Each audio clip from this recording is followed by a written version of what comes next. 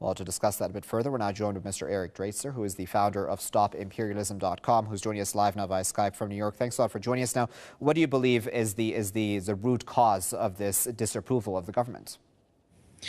Well, undoubtedly, the root cause of this is the economic depression that is gripping the United States and much of the capitalist world these days. What you see in the United States is the attempt to push this propaganda line that we're having a recovery using whatever manipulated statistics they can, when in reality trying to conceal the fact that we're seeing a conversion of the economy into a low-wage one. When they talk about job creation, it is the creation of low-wage jobs. When they talk about housing development, it is the creation of apartments and temporary housing as opposed to homes, because so many Americans have been kicked out of their homes due to foreclosure. And the list goes on and on. The vast majority of this sentiment that you're pointing out is due to the economic crisis. Unfortunately, most Americans don't really pay close attention to foreign policy, to issues of war and peace.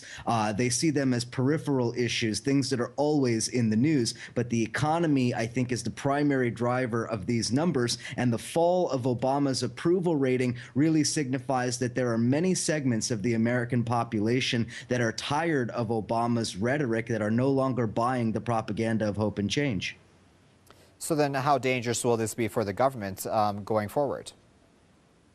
Well, it depends on how we're looking at the government. I mean, if you're looking at the Obama administration, Obama's not up for election ever again. So to his mind, I think he's really in legacy building mode. But what we are seeing is a delegitimization of the government itself. That is to say, faith in the U.S. government, whether it was the nearly universally reviled criminal Bush administration or the criminal Obama administration or any other administration before it, many Americans are beginning to wake up slowly but surely to realizing that we don't have a democracy, we don't have a democratically elected government, we have a puppet government that serves as a front for a transnational imperial system. Obama, Clinton, Bush, whomever, they all represent those same corporate interests.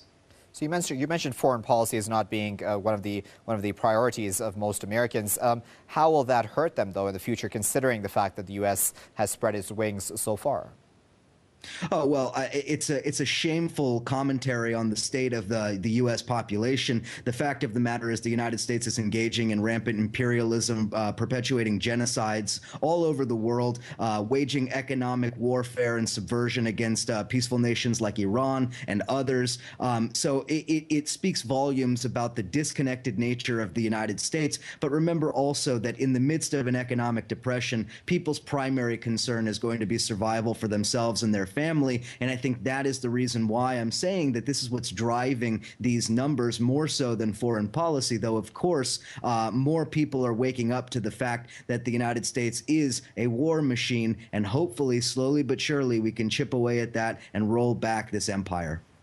All right, fair enough. We'll have to leave it there for now, but of course, we do appreciate your insight. That was Eric Draitser speaking to us live from New York.